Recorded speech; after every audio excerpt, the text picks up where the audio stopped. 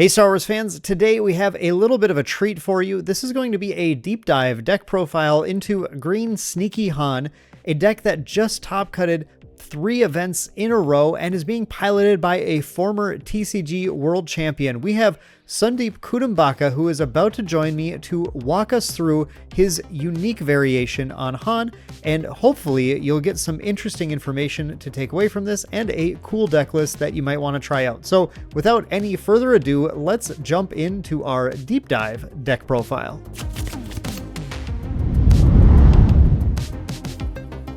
What's up, everyone? It's Dan with Main Deck, and as I mentioned in the intro, we have a special guest today. Special guest is Sundeep. How's it going?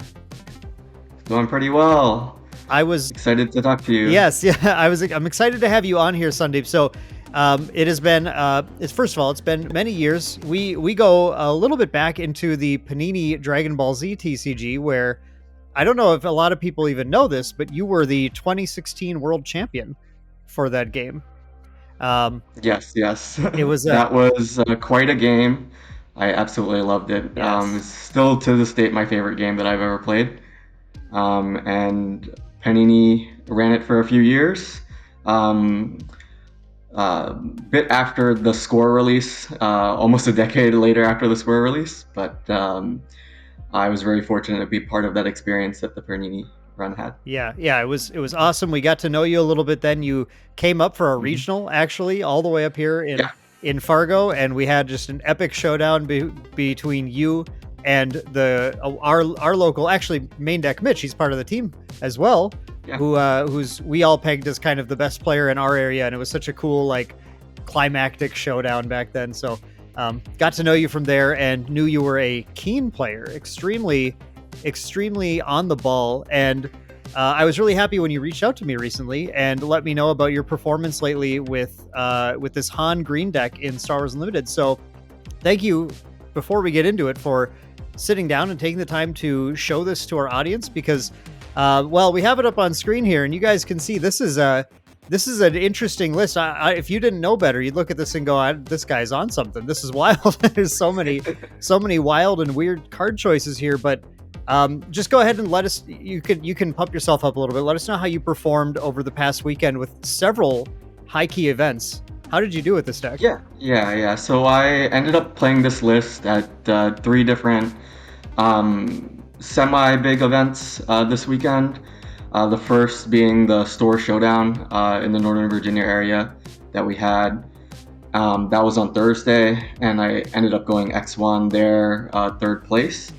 And I kind of used that as practice for the Star City Games Richmond 4K, and then followed up with the Star City Games Richmond 1K.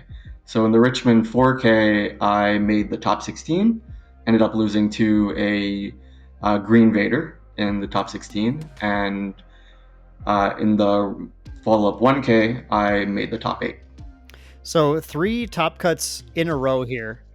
Mm-hmm. Did you play this in any store champs also? Yes, yeah. So before the weekend on Thursday, there was a store championship that we had in my local area, and I ended up getting 3rd place. Oh, I'm sorry. That was the first event. I got mixed up. You already said that. Is the first event. I'm totally here. I believe me, we're good. Okay, so 3rd place and top 16 and top 8, 3 events in a row where your list was kind of a cut above the rest. And I think you mentioned at one of these events, which one was it? The Han was the 2nd most represented deck, but yours was the only in the top cut. Is that right?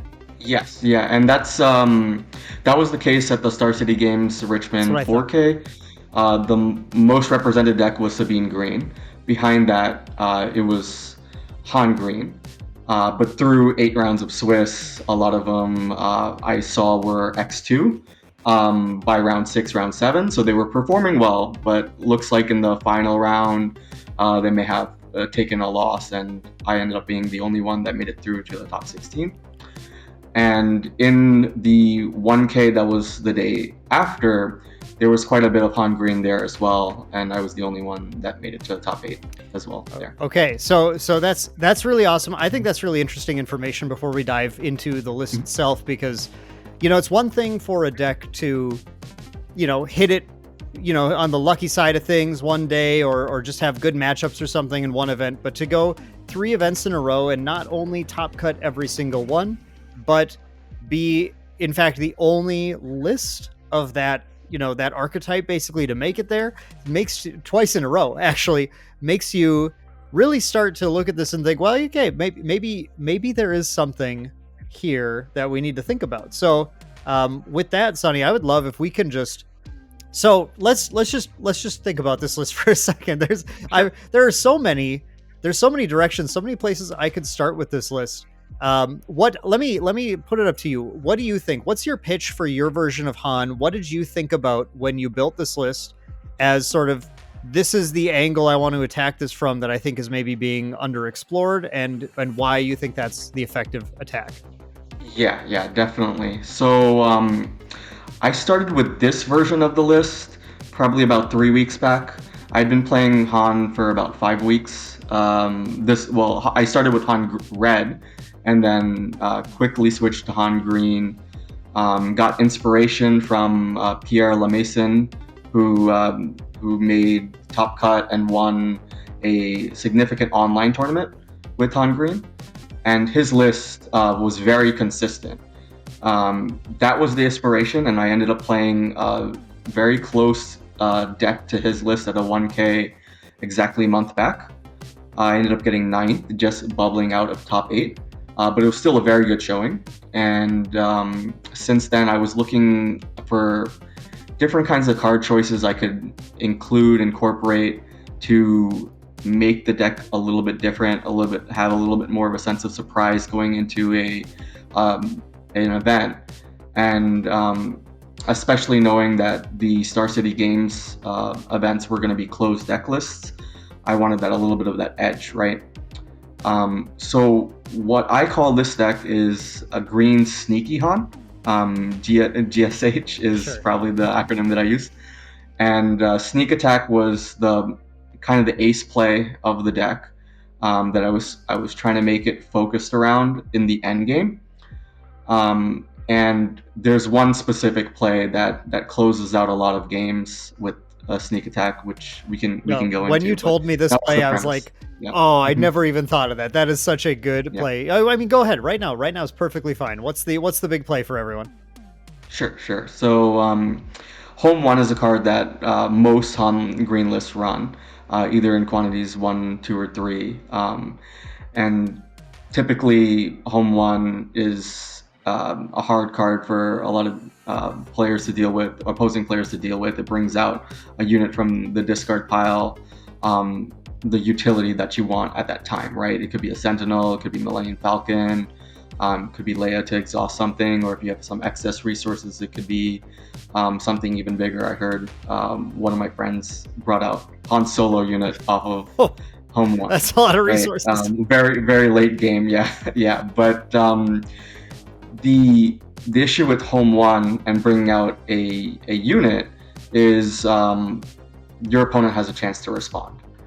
So Home 1 itself, like any other card, will come out with Summoning Sickness, and same with the card that comes out with it. So if you're playing against a control deck, they'll have a chance to remove the Home 1, respond, Vanquish. With a Vanquish, or just deal with it in the next turn if they claim initiative, right? So I wanted to create a situation where they wouldn't have that chance, right? So Sneak Attack brings in Home 1 ready, and that itself makes it harder to deal with because they have to deal with it immediately this turn in one action, or it's gonna swing for 7 and heal 2. But can we action compress that even more so it can attack without them responding? And Fleet Lieutenant is a huge card, right? It's pretty much run in most Rebel Hero aggro decks to hit the base and kind of speed up gameplay, or speed up or just shorten games, right? So the same concept here, but you can do it with Home 1 the turn it comes out using Sneak Attack. So Sneak Attack brings out Home 1 ready. You grab the Fleet Lieutenant from the discard pile, use Fleet Lieutenant to attack with Home 1, get a additional 2 power and hit for 9. And usually that's a closing play. I've done it a few times just to just increase the life gap, and then close them out in a following turn. It's more desperate, but the ace play is to get them to 9 health and then hit them with that per game. And the important thing here is that with sneak attacks, the sneak attack costs 2 but reduces the play by 3, which then brings home one's cost from 8 down to 7. 7 being the magic number in Han. Right? Exactly. The number that you can return. Yeah, that was another. That was another argument for including it, right? And that was one of my early arguments. So Han's good on the turn where you have 7, right? So as many plays and options you can have at that 7 turn is great. So this was another option. Now I'll say that didn't pan out to be what I did a lot at that 7 turn, because that's not the point at which you can close them out most often. It's where it's usually the point where you start swinging the game, but you don't have them at 9 health at that point. Right. In most cases. Right. Sure. The like aggression Hans are usually the ones that can push a little deeper, but then don't have this sick home 1 play to rely on. Yeah. So that's fair. That makes sense. So yeah, that is a killer play. That is such a cool, like, the 9 damage in space out of nowhere too. Like, there's so many more Sentinels that get played to ground, and especially if they're not seeing you. You know, your deck is, I mean, you've got Falcon, so there might be Sentinels dropping against you occasionally, but usually Falcon will be end up trading with those pretty commonly, I'm sure. So there's just spaces, often just the undefended lane, right, where you're able to just, oops, sorry, now you just lose this action. Yeah, 100%. That's especially the case in a lot of the mid to early late game. Once you hit very late game, if it progresses that far, then there can be some very crazy things in space that are hard to deal with. Yeah. I'm particularly thinking of Devastator, because that itself is a Sentinel, right? Yes. And then there's also the Redemption. That's a Sentinel that can block you. Both of those can block this one turn hit. Yeah, but you can. I mean, this is fast enough though to just close the game often. You know, how often did you get to that stage in the game with this deck in your events? Okay, so in the events, it depends on the matchup, on how late the game went, especially with the approach that I was taking in certain matchups.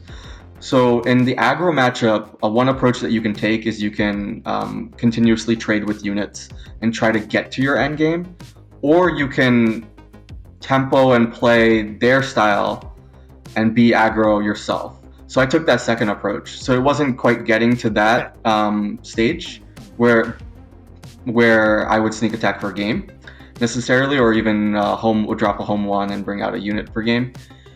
But there was one game that I did it versus aggro. Okay.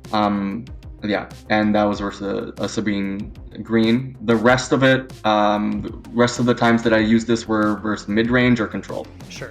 And it's usually where many of the situations are where the board has developed a bit, and both you and your opponent are kind of looking at each other like, we're trying to figure out what is the best way to trade and then eke out that last value hit for game, or 2 value hits per game, right?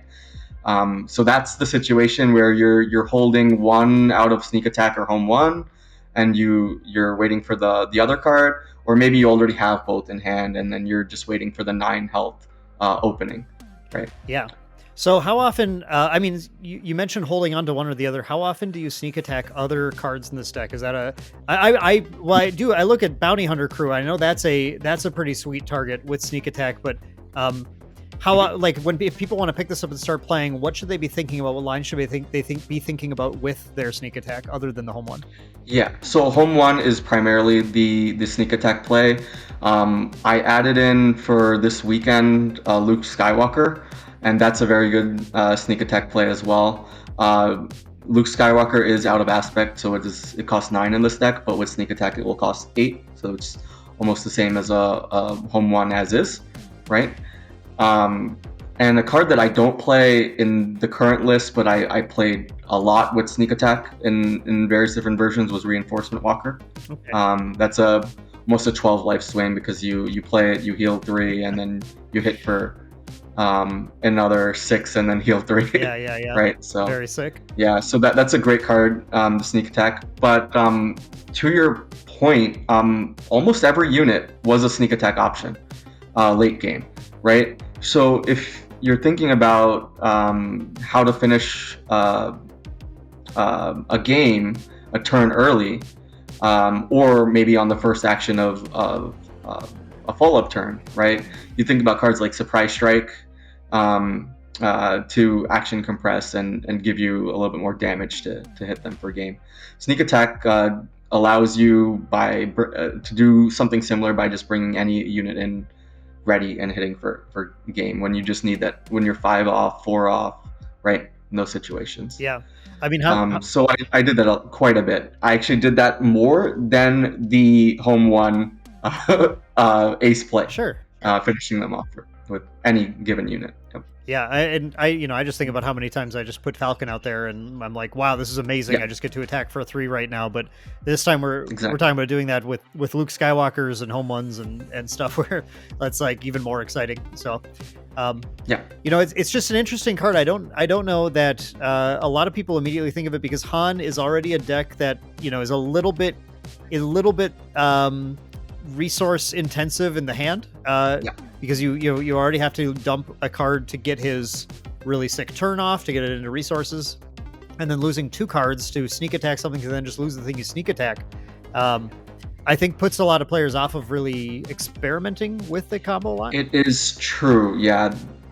Especially when incorporating a card like Sneak Attack really makes your lines of play a little bit more narrow, because you have to play extremely carefully. You don't have as many extra cards in hand to be forgiven. Yeah. And one card that I cut, I was playing it for a while, is Mon Mothma. So that helps fix the hand advantage in a lot of scenarios. That Mon Mothma Bright Hope play is one that's fantastic. Right. I was still able to do that with the other ground units. So there was situations where even bounce cards like Greedo, Leia's a great one to bounce, Akbar, right? You can still regenerate the hand advantage with that. But you have to be very careful if you're going to incorporate a card like Sneak Attack. You have to know that it has to kind of just be your ace. Yeah. And you can't really depend on it too much, but at the same time, you kind of build and play the game where it's a possibility coming up. Yeah, that's. I mean, I think that's a hidden cost that people don't realize right away. Is that as your hand fills up with these things that are only used for this one particular purpose. You said it really well. Is the play it's a bit more linear. It's a bit more like beelined into, well, this card has to work because without it, I don't have the flexibility in this hand to be able to adapt to the situation. It just has to. It has to do its thing well. But I think you found, a setup here that seems like it should do it pretty well. You have a couple other interesting card choices in here and interesting numbers choices on things. So I just want to talk about that a little bit. I mean, I think you said you call it here GSH, Green Sneaky Han Toolbox. So I think that's where you're going with this. But I wanted to talk about things like the Bodhi Rook, the Bounty Hunter crew, the 2 Cunning. I like that one a lot too. So yeah, can you tell us about some of the other little 1 of and 2 of cards in here and your purpose for them? Yeah. So Bodhi Rook was a tech choice, and that's a very good card versus Control. I even think it's a good card versus Boba Fett decks.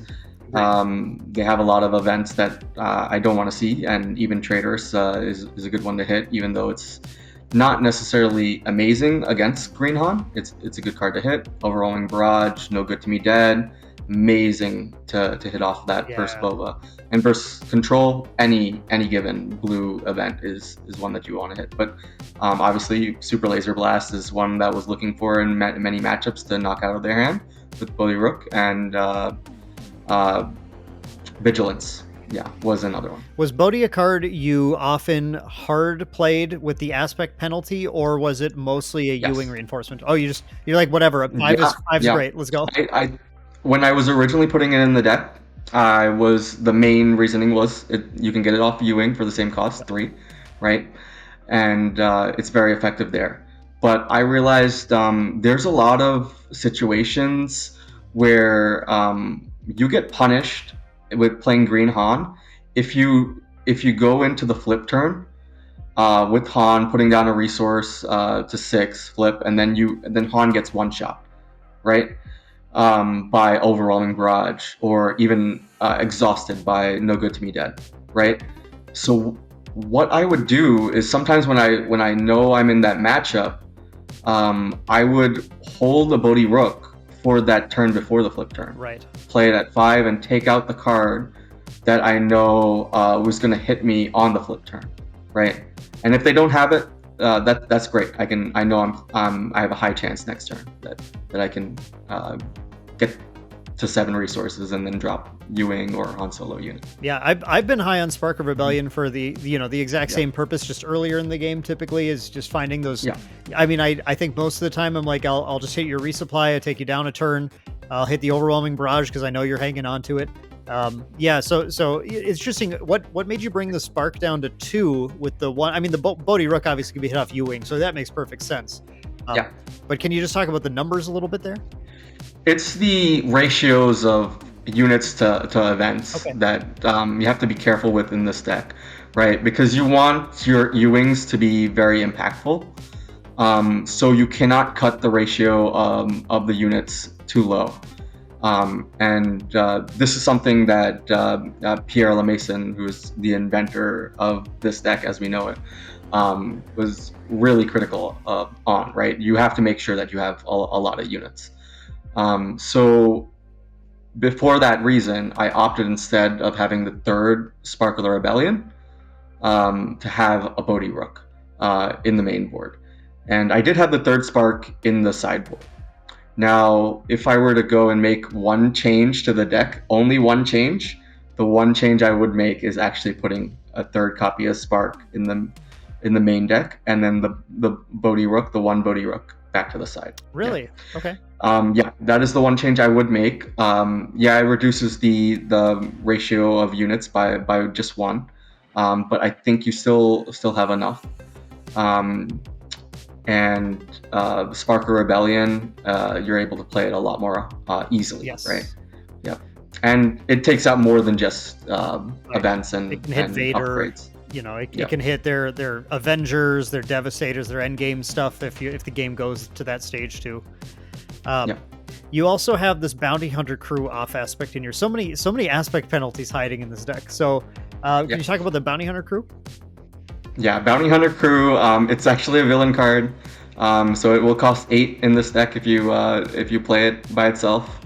But you can still play it off of the Ewing, and it can pair with the Greedo. So you can get a value of a 6 and a 1, and the kind of surprise play that people were like, wait, can it really do that? Is it can add the same Ewing you use for it back to hand. Sure. That you play. So you get pretty much a free play Ewing, and then you get to follow up with another if as you would need. So the Bounty Hunter is just, you look at your 10 cards with Ewing, you're like, I don't have exactly the sick play I need here, but if you find the Bounty Hunter crew, it's like it's a rebate on your Ewing. You're like, well, that's okay. Exactly. I'm gonna play the Bounty Hunter. I'm gonna ambush something, maybe get the Greedo too. Then I'll just buy this Ewing back, and then next turn we'll try again. And at that point, you've dug 20 cards into your deck. Like, you probably found whatever you were looking for.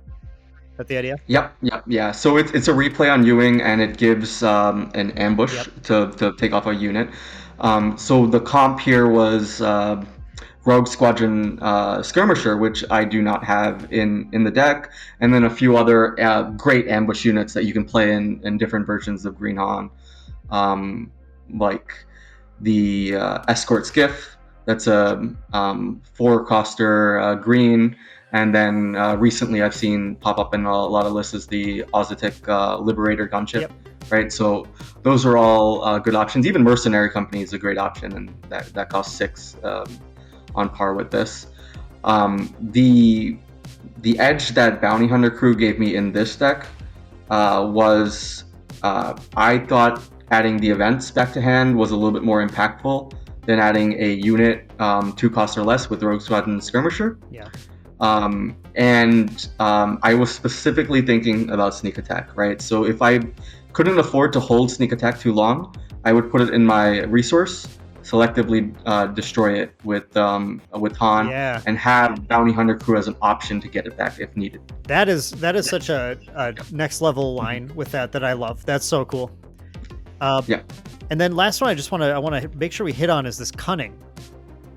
So it's not getting played. So cunning is another event that is great to get off Bounty Hunter Crew that I didn't mention. Sure. Cunning. So we talked about the turn before flip with Green Han, where you kind of have to, or the turn up flip with Green Han, where if they have an out, you're kind of stalled on 6 resources, and then next turn you lose a resource, and then you'll be still stalled on 6 resources because you often don't have. If it's no good to me dead, your Han's still exhausted. You can't go back up to 7, or you'll have to lose some hand advantage to go back to 7 by just using the Han if it was outed, right? So cunning gave a line where you're stuck at 6 resources and have a great play, right? Still, because cunning, it does so much, just like vigilance. Yep. Just like aggression and command, they all give you so much flexibility and options at the time that they're used, even if you have to play them out of aspect for 2 more, right? And this being a play on 6 in that same situation where you're in that awkward spot, your Han has been hit, right? Really helped the deck. I used it almost always in that situation. When I was in that situation, I was always using it. This was what I should say. And if I using it outside of the situation was just spectacular because it felt like you were getting so ahead. So I used it many times in the aggro matchup because I took the approach of fighting toe to toe with them racing, being just as aggro as them. And so if you're suddenly, if you're both hitting on par and then you suddenly exhaust 2 units, and give 1 unit a +4, you're way ahead. Yeah. So it was tremendous. And I think the final reason was just like Bodhi Rook and Sparker Rebellion, I was looking for cards that can provide some hand control. Even this being random hand control, it was still very good. At hitting certain outs. Yeah, the thing is, at that stage of the game, the same reason like Forced Surrender is so good at that stage of the game. Their hand, it gets so low, and whatever cards are left, they're hanging on to. They're holding on to them, and so you're almost guaranteed to hit something that doesn't suck with it whenever you use it. Yeah, and actually, I do remember one more thing with or one more argument for cunning. In this list, you might see that I don't play Waylay in the main, and that's almost like a sin in this list because you really need that for tempo in Green Han. And this cunning being a pseudo Waylay in certain situations helped me justify not playing it in the main and providing room for the cards that I wanted with sneak attack, right? And Bounty Hunter Crew and those kind of things. I still play Waylay in the side, and Waylay was moved to the side for the reasons I mentioned earlier with keeping the unit and event upgrade ratio balanced. Sure. What are the other? Are there any other cards that are like people are going to look at this list right now and go, I can't believe he's not playing that, especially if they're Green Han players? Yeah. So so we discussed Mon Mothma. That's fine. It's very good in the control matchup because you want to be having as much hand advantage and options as you can. Reinforcement Walker is spectacular, so we discussed that one as well. There's a lot of different tech choices that people play in Green Han, like Vanguard Ace, that I'm not playing. Rogue Squadron Skirmisher we discussed. So Vanguard Ace is great. I played that in some versions because it gives you a beat stick in space that is a little bit harder to deal with the same stats that a card like that would have in ground, right? One card I wanted to point out that I play that was missing in a lot of Green Han lists nowadays. So some play it still, some don't. Is Ezra Bridger? Yeah. And Ezra Bridger is a card that from Green Han players early on, they said it was a must include. And this is back before even I guess the game officially started. Back when it was still November, December of last year, they were including Ezra as a card in Green Han lists, and even any kind of Han lists. Ezra doesn't make the cut now for a lot of people because the 3/4 stat line isn't seen necessarily as strong as it was before. But for me, there's two reasons why I kept it in this list. One, when I took the approach versus aggro to be just as aggro as them, it felt a lot better than Mon Mothma. And there's a lot of situations where I felt like it was a very strong turn one play, even dropping one resource from hand and bringing it out just to be having a favorable trade going into turn two. Yeah. And also having a chance to hit something, right, and fix that hand advantage, right, when it completes the attack. So that's one that I'd point out.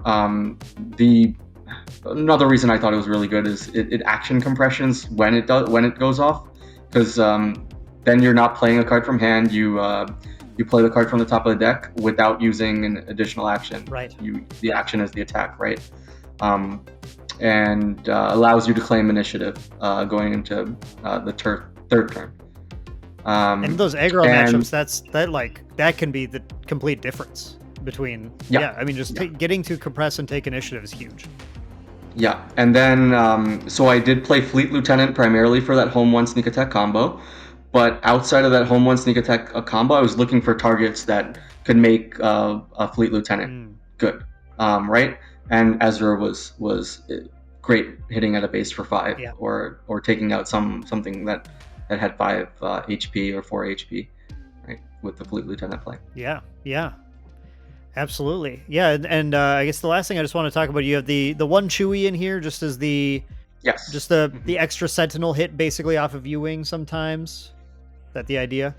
Yeah. So there are certain situations where a 5 is beneficial to pair with a 2. So I was looking at what are some good options in that case, right? And I came to the conclusion that Chewie is probably one of the best. And Chewie, it puts a lot of people, a lot of opponents in an awkward spot. And there's situations where you'll put out a Chewie and they were planning to swing, but they will just pass now. Yeah, they just pass entirely. They don't want to take the Sentinel out because it'll attack again. And rightfully so, because if they attack and then they'll put themselves in game shot range, right? So that happens very often, and not just off the U-Wing. I was looking for a lot of different cards you could play at 5, right? So Traitorous was the card that I was considering as my main play at 5. And often I would do that a turn early, right, with the Han ramp. So it's actually, you have 4 resources, you go to 5, and then you Traitorous. But that kind of play is very telegraphed in a lot of situations. Because if you do that, then they just attack with a unit that maybe you want to Traitorous, right? Sure. If they can see it coming. But then you drop Chewie instead, and it's kind of like a bluff Traitorous play. But then you drop Chewie, and maybe they have a second card that they want to attack with, and now they just don't attack, right? Yeah. Yeah, or if they attack, then you get some more damage off of Chewy and more value, right? So it's great. Cool. That's awesome. Do you have any other like important things that we didn't hit in this conversation with this deck? Anything you want to make sure that you have told the audience here about, so that they can go in, they can maybe start playing around with this deck and have a good feel for like why things are here and what they're planning to do? Yes, yeah. So this is a deck that I think it has a lot of surprise factor, right? So it's important to play in a style where you are maybe confusing opponents, and not not I always play necessarily. that way. Yeah, you want to be able to. So the bad thing with Green Han right now is people have been accustomed to seeing very easy lines of play, right? You flip Han, you attack, you either Ewing or you put a Han Solo unit out. Maybe a turn later, 2 turns later, you drop a home one, and then that's kind of the game plan, right? So they're very used to that. This gives you the ability to show some unpredictability, right? Yeah. So that's why I think it's a good deck to take to a tournament, especially in a closed deck list format, right? And if that's what your tournament scene is going to be doing. Now, one thing I did want to mention, right, is with sneak attack. There were matches where going into game 2 and going into game 3, after I've showed off the sneak attack play, I just sided out.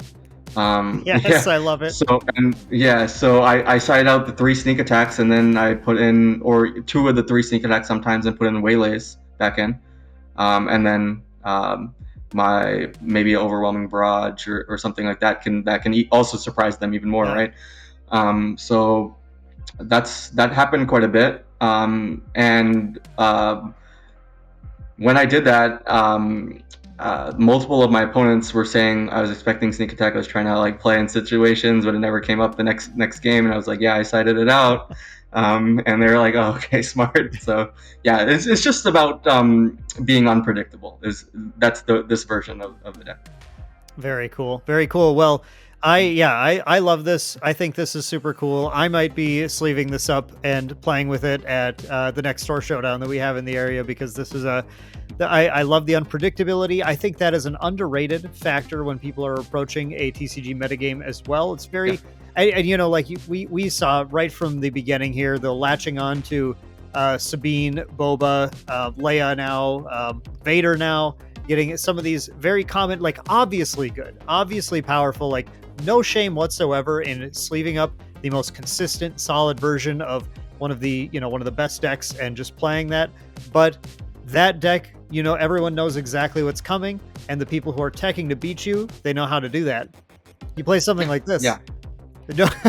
Nobody knows what you're going to be throwing next. Yeah, it gives you a slight edge, but that's not to say that this is even better than those more consistent versions, because those more consistent versions will get you there in open deck list format, or in a format where people are very cognizant of all kinds of situations, right? Yeah. And would I want to play this in that kind of situation?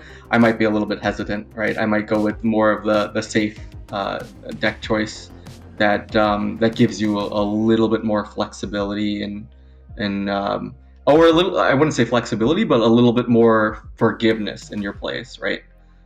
Yep. No, that makes sense. This is, and Han has never been a forgiving deck, even in the consistent versions. This probably less so, but the rewards can be pretty high. So, Sonny, thanks so much for sitting down and showing out the deck, talking, answering all my questions, humoring all of my questions about this fascinating version of this deck. Before we sign off, do you have any shout outs, anything you want to throw out there? Yeah. I'll shout out my testing partner, Andy, and he was one of the testing partners that I had back in the days of Panini DBZ as well. When we went to Worlds, he made Worlds as well. So I definitely want to shout out him. And then my local scene in the Northern Virginia area, Curio Cavern is kind of the main shop that group of shops that I play at, and been going to their locals every week. They did a 1K that I mentioned I got ninth at a month ago, so and that was great, a great learning experience for the tournaments that I had this past weekend as well. So. Awesome. Those are primarily my shoutouts. Excellent. Excellent. All right. Well, thank you all so much for watching. Hope you enjoyed it. Let us know in the comments down below what you think about Sunny's unique Han list here. And let us know if you give this a try too. I would love to hear what your experiences is with this wild list. I hope you guys enjoyed this one. Thank you again for watching. Thank you again, Sunny, for being here. And we will see you all in the next one.